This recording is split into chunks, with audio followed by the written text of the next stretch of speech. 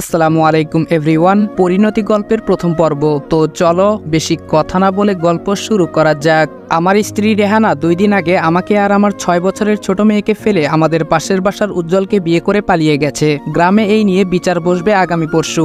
দীর্ঘ 5 বছর প্রবাস জীবন পার করে আজকে দেশে ফিরে যাচ্ছি, কিন্তু মনের ভিতর এক সমুদ্র হাহাকার। আমি রিদওয়ান হাসান রনি। আজ থেকে 5 বছর আগে মালয়েশিয়ার পথে পাড়ি জমাই। চিন্তাটা ছিল এরকম যে 5-6 বছর যদি বিদেশের বুকে কাজ করি, আল্লাহর অশেষ রহমতে যা আয় করব তাই দিয়ে আমাদের বাকি জীবন, আমার মেয়ে সাইমার জীবন খুব সুখেই পার হয়ে যাবে। মালয়েশিয়াতে আসার পর আল্লাহ যেন আমার রিজিকের দুয়ার খুলে দিয়েছিল।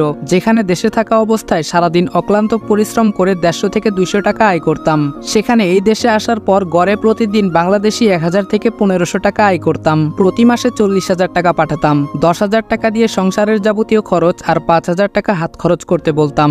বাকি 25,000 টাকা প্রতি মাসে ব্যাংকে রাখতো আমার স্ত্রী রেহেনা। আমি সবাইকে চমকে দেওয়ার জন্য কাউকে বলিনি যে আমি 4 দিন পর বাড়িতে ফিরবো, কিন্তু বিধাতা হয়তো অন্য কিছু চেয়েছিলেন। যেদিন কনফার্ম হলাম আর 4 দিন পরে দেশে ফিরবো, সেদিনই আমাকে চমকে দিল আমার স্ত্রী রেহেনা। আমার মা ফোন দিয়ে জানালো যে আমার স্ত্রী পাশের বাসার উজ্জ্বলের সাথে পালিয়ে গেছে। পালিয়ে যাওয়ার 2 দিন পর কোর্ট থেকে তালাকনামা আর একটা চিঠি এসেছে বাড়িতে।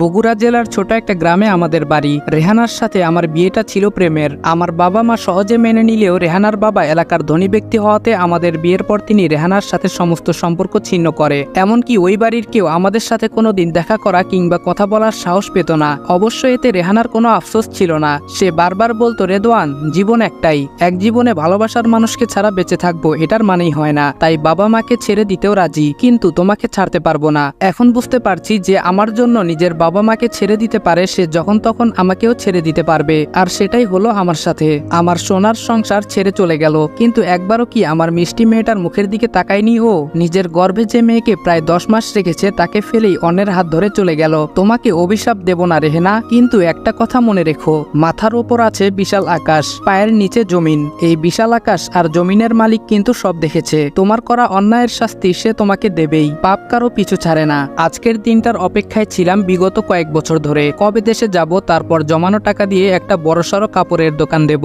কিন্তু সেসব ভাবনা এখন যেন মরুভূমির মাঝে পানি খোঁজার মতো। সত্যি আমার জীবনটা আজকে তিক্ত মনে হচ্ছে।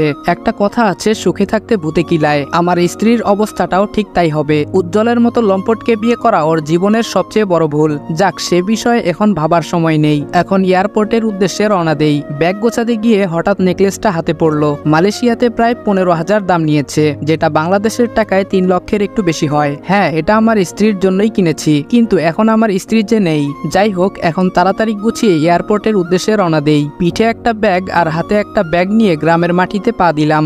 মনে হয় কিছুক্ষণ আগে হালকা বৃষ্টি হয়েছে। গ্রামে পা দিতেই নিজের জন্মভূমির চিরচেনা সেই মিষ্টি গন্ধে মন ভরে উঠেছে। মেটে রাস্তা হওয়াতে রাস্তার মাটিও কিছুটা নরম হয়ে গেছে। পায়ের জুতা খুলে একটা পলিথিনের ব্যাগে নিলাম। হেঁটে চলেছি বাড়ির উদ্দেশ্যে। কিছু দূর যেতেই ছোটবেলার বন্ধু রাকিবের সঙ্গে দেখা। রাকিব বলল, বন্ধু, তোর বউকে তো উজ্জ্বল খেয়ে দিল। কি বলবো আমি, কিছুই তো বলার নেই আমার মুখে যেন কেউ তালা লাগিয়ে দিয়েছে। রাকিবের দিকে তাকিয়ে ঠোঁট কিঞ্চিত প্রশস্ত করে একটা মৃদু হাসি দিলাম।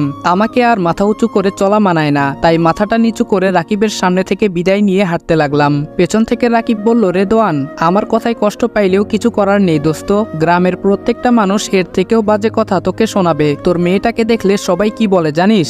12 ভাতারির মেয়ে। গতকাল এই নিয়ে 2-1 জনকে মেরেছিও। পরশু সন্ধ্যায় যে বিচার বসবে সেখানে আমার কথাও উঠবে। যাই হোক, আগের কথাগুলো বলার জন্য দুঃখিত দোস্ত। তুই আমার ছোটকালের বন্ধু, নিজের ভাইয়ের সমান। ইচ্ছা ছিল তোকে দেখলে বুকে জড়িয়ে ধরবো, কিন্তু তোকে কষ্ট দেওয়া লাগলো। এর কারণ হচ্ছে তোর সহ্য ক্ষমতা বাড়ানো। হ্যালো বন্ধুরা, আপনি কি বোর হচ্ছেন, কিছু মজা করতে চান? তাহলে আজ আমি 1xBet নামের একটি অ্যাপ সম্পর্কে কথা বলতে চাই, যেটি সবচেয়ে বিশ্বস্ত বুকমেকার। এখানে মজা করার পাশাপাশি রয়েছে পুরস্কার জেতার সম্ভাবনা। এখানে সমস্ত লাইভ ম্যাচের ফলাফল এবং ম্যাচটি লাইভ দেখতে পারবেন। আপনি স্কোরের ভবিষ্যৎবাণী করে বাজি ধরতে পারেন, যেমন কোন দল জিতবে, কত রান করবে ইত্যাদি। এবং BMW গাড়ি, আইফোন, ল্যাপটপ আরো অনেক কিছু পুরস্কার জেতার সুযোগ রয়েছে। আর হ্যাঁ, বিখ্যাত PSG ও সিরিয়া এখানের স্পন্সর, তাই অবিশ্বাসের কোনো কথাই আসে না। এখানে ক্রাশ ও নতুন চিকেন রোড গেম সহ আরো বিভিন্ন ধরনের গেম রয়েছে, যেগুলো খেলে রয়েছে সহজেই টাকা জেতার সম্ভাবনা। আর রেজিস্ট্রেশন করার সময় আমার প্রচার কোড অনফায়ার ব্যবহার করে প্রথমবার জমাতে পান 12,000 টাকা পর্যন্ত ও ফ্রি স্পিন। আপনি সহজেই পেটিএম, ব্যাংক, বিকাশ, নগদ, রকেট এবং অন্যান্য সহজ পদ্ধতির মাধ্যমে আপনার জেতা টাকা তুলতে পারবেন। তাহলে আর দেরি কিসের? পিন কমেন্টের লিঙ্ক থেকে অথবা গুগলে 1xBet সার্চ করে আমার দেওয়া প্রোমো কোড অনফায়ার ব্যবহার করে রেজিস্ট্রেশন করুন এবং বোনাস পান। রাকিবকে একটু বুকে জড়িয়ে ধরতেই মন বলছিল, আসলেই তো এর থেকেও বাজে বাজে কথা শোনা লাগবে আমাকে। আবারও রাকিবের দিকে তাকিয়ে মৃদু একটা হাসি দিয়ে বাড়ির পথে এগিয়ে যেতে লাগলাম। ওই দেখ 12 ভাতারির প্রথম ভাতার যাচ্ছে। রাস্তা দিয়ে হাঁটার সময় পাশের দোকান থেকে কেউ একজন কথাটা বলে উঠল, 5 বছর আগে যখন বিদেশে গিয়েছিলাম তখন এখানে কোনো দোকান ছিল না। বেশ ভালোই মনে আছে, এই জায়গায় বিরাট একটা গর্ত ছিল। এই পাড়ার সবাই এই গর্তের মধ্যে আবর্জনা ফেলতো। সময়ের বিবর্তনে আবর্জনার গর্ত এখন পরিণত হয়েছে চায়ের দোকানে। অবশ্য এদের কথার ইঙ্গিত দেখে এটা এখন আমার কাছে চায়ের দোকান মনে হচ্ছে না। খালি চোখে দেখলে মনে হবে এটা একটা চায়ের দোকান, কিছু মানুষ বসে আছে, কিন্তু অন্তর দিয়ে দেখলে দেখা যাবে আবর্জনার স্তূপের উপর মানুষরূপী কিছু আবর্জনা বসে আছে, যাদের খেয়ে দিয়ে কাজ নেই, শুধু অন্যের মাথার উপর বাঁশ ভাঙার জন্য বসে থাকে। আমাকে থামিয়ে দিয়ে কে কথাটা বলেছে বোঝার চেষ্টা করছি। কণ্ঠ শুনে মনে হলো উত্তরপাড়ার রমিজ। এখনো মনে আছে আমি যখন দেশে ছিলাম এই রমিজ পাশের বাড়ির একটা মেয়ের সাথে অসভ্যতামি করার জন্য গ্রামের বিচারে মাথা টাক ও চুনের পানি মাথায় ঢেলে দেওয়া হয়েছিল। ওর দিকে তাকিয়ে একটা মুচকি হাসি দিলাম। রমিজ হয়তো আমার এই হাসির অর্থ বুঝে গেছে, তাই সে মাথা নিচু করে নিল। আর এতক্ষণ যারা ওর কথায় হাসাহাসি করছিল তারাও ভদ্র ছেলের মতো শান্ত হয়ে গেল। বাস্তবতা বড়ই অদ্ভুত। তুমি ঘোর অন্যায় করলেও নিজের দোষ চোখে পড়বে না, কিন্তু অন্যের ধুলো পরিমাণ ভুলকে তুমি পাহাড় সমান বড় করবে। যাই হোক, এখন এসব আবর্জনার সাথে কথা বলার ইচ্ছা নেই, তাই নিজের বাড়ির দিকে রওনা দিলাম। বাড়িটা বাইরে থেকে দেখছি যেমন রেখে গেছি তেমনই আছে, তবে চালের টিনগুলো নতুন। সূর্যের আলো যখন টিনের উপর পড়ছে নতুন টিনগুলো হীরার মতো চকচক করছে। বাড়ির ভেতর প্রবেশ করে দেখলাম পাড়া প্রতিবেশী কিছু মহিলা মায়ের পাশে বসে আছে, বাবার আশেপাশে চাচারা বসে আছে। আমার মেয়েটা ওর ফুফুর কাছে রয়েছে। আমাকে প্রথম আমার মেয়ে বাড়ির ভেতরে ঢুকতে দেখে সে আব্বু বলে ফুফুর কোল থেকে নেমে দৌড়ে আমার কাছে চলে আসে। হাতের ব্যাগটা মাটিতে রেখে মেয়েকে কোলে তুলে নিলাম। 2 দিন মা পাশে নেই, তাই মেয়েটার মুখখানা একদম শুকনো লাগছে। মেয়ে বলল, আব্বু আম্মু আমাকে ফেলে চলে গেছে, তুমিও কি চলে যাবে? আমি মেয়ের কপালে একটা চুমু দিয়ে বললাম, আব্বু এবার বিদেশ থেকে একেবারে চলে এসেছে, এবার সে তার পিচ্চি পরিটাকে ফেলে কোথাও যাবে না। মায়ের দিকে তাকিয়ে দেখলাম আঁচল মুখে নিয়ে নিজের কান্না আটকানোর বিচার চেষ্টা করছে। ছোট বোন সুমাইয়া এগিয়ে এসে বলল, ভাইয়া কেমন আছিস তুই? বাড়ির সবাই জানে আমার মন খারাপ কিংবা কষ্ট লাগলে রুক্ষতা নিয়ে একটা মুচকি হাসি দেই, এখনো তাই করলাম। বোন বলল, জানি তুই ভালো নেই ভাইয়া, তবুও 5টা বছর পর তোর সাথে দেখা হচ্ছে, তাই এই কথাটা বলতেই হয়। আবারও মুচকি হাসি দিলাম, তবে এবার চুপ না থেকে কিছু কথাও বললাম। আল্লাহ আমাকে খুব ভালো রেখেছে রে বোন, আগামীতেও ভালো রাখবে। বোন বলল, ভাইয়া এত বড় ঘটনা ঘটে যাওয়ার পরও বলছিস তুই ভালো থাকবি?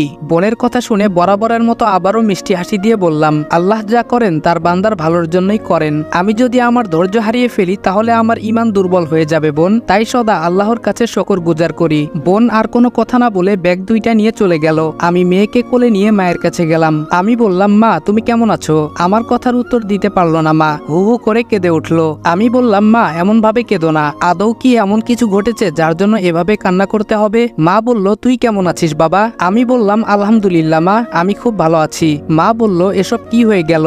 যাকে মেয়ের মতো ভালোবাসতাম সে আমাদের সাথে এত বড় বেইমানি করলো কিভাবে? আমি বললাম, মা এখন এসব আজে বাজে চিন্তা বাদ দাও। বাবার সাথেও হালচালের কথা বলে মেয়েকে সুমাইয়ার কাছে দিয়ে নিজের ঘরে ফ্রেশ হতে চলে গেলাম। ড্রেসিং টেবিলের সামনেই আমার রেহানার আর আমাদের মেয়ে সাইমার একটা ছবি রয়েছে, মালয়েশিয়া যাওয়ার 2 দিন আগে তোলা ছবিটা। মেয়েটার বয়স তখন 1 বছর। ছবি উঠতে হলে যে ক্যামেরার দিকে তাকাতে হয় তখন সেই বুদ্ধি ওর হয়নি। তবুও রেহানার ইচ্ছা ছিল আমি চলে গেলেও এই ছবিটা দেখবে আর মনে হবে যে আমি ওদের সাথে আছি। আসলে কি থেকে কি হয়ে গেল আমি কিছুই বুঝতে পারছি না। এটা কোনো দুঃস্বপ্ন মনে হচ্ছে।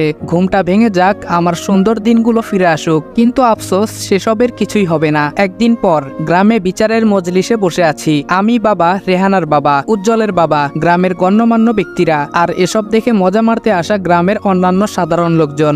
বিচার কার্য শুরু হলো। প্রথমেই মোড়ল সাহেব কথা বললেন, স্বামী যদি স্ত্রীর চাহিদা পূরণ না করতে পারে তাহলে সেই স্ত্রী স্বামীকে ছেড়ে দিতেই পারে। তাই আমার দৃষ্টিতে রেদওয়ানের বউ অন্যের সাথে বিয়ে করেছে এটাকে আমি খুব একটা খারাপভাবে নিচ্ছি না। আমি বললাম, চাচা বলতে পারেন আমি কোন দিক থেকে আমার স্ত্রীকে অভাবে রেখেছিলাম? মোড়ল বলল, রেদওয়ান মিয়া তুমি মোটামুটি শিক্ষিত ছেলে, আশা করি আমার কথার মানেটা বুঝতে পেরেছো। আমি টাকা পয়সা বা সম্পদের কথা বলিনি, একটা মেয়ের আরো কিছু চাহিদা আছে। আমি বললাম, চাচা বিদেশে যাওয়ার কথা সেই প্রথম আমাকে বলেছিল, আমি বলি নাই। আমি বলেছিলাম মাঠের 1 বিঘা জমি আছে, ওটা বিক্রি করে একটা ব্যবসা করি। করি, কিন্তু সে আমাকে বলেছিল না, তুমি বাইরে যাও, সেখানে অনেক টাকা আয় করবে, তারপর আমাদের ভবিষ্যৎ জীবন সুখের হবে। মোরল চাচা উজ্জ্বলের বাবাকে উদ্দেশ্য করে বলল, জমির ভাই তোমার কি মতামত? উজ্জ্বলের বাবা বলল, আমার কোনো মতামত নেই আফজাল ভাই, ছেলে প্রাপ্তবয়স্ক হয়েছে, তার নিজের সিদ্ধান্ত নেওয়ার অধিকার আছে, এতে আমার কথা বলার কিছুই নেই। আমার শ্বশুর জীবনে কোনোদিন আমার সাথে কথা বলেনি, এমনকি নিজের পরিবারের কাউকেও কথা বলতে দেয়নি, কিন্তু আজকে যে সে আমার পক্ষ নিয়ে কথা বলবে আমি তা ভাবতেই পারি নাই। উনি গলা খাকারি দিয়ে বলতে শুরু করলেন,